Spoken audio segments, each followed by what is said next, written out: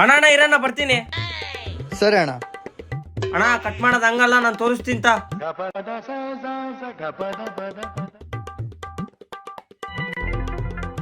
ಅಣ್ಣ ಇದನ್ನ ಯಾಕೆ ಕೌಂಟ್ ಮಾಡಕತ್ತೀರ ಅಣ್ಣ? ಅಣ್ಣ ಅದು ಫುಲ್ ಬಾಳೆನ್ ಜೊತೆ ಬಂದಿರ್ತೈತೆ, ಅದಕ್ಕೆ ಕೌಂಟ್ ಮಾಡ್ತೀವಿ ಅಣ್ಣ. ಅದೇನ್ ಲೆಕ್ಕ ಅಣ್ಣ? ಆ ಲೆಕ್ಕ ಅಷ್ಟೇ ಬಿಡಿ, ನಿನ್ಗೆ ಎಷ್ಟು ಬೇಕು ಹೇಳಿ ಕೊಡ್ತೀನಿ. ಒಂದ್ 4 ಕೊಡೋಣ. ಸರಿ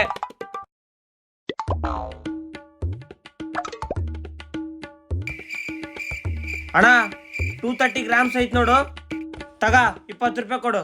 ಸರಿ ಅಣ್ಣ.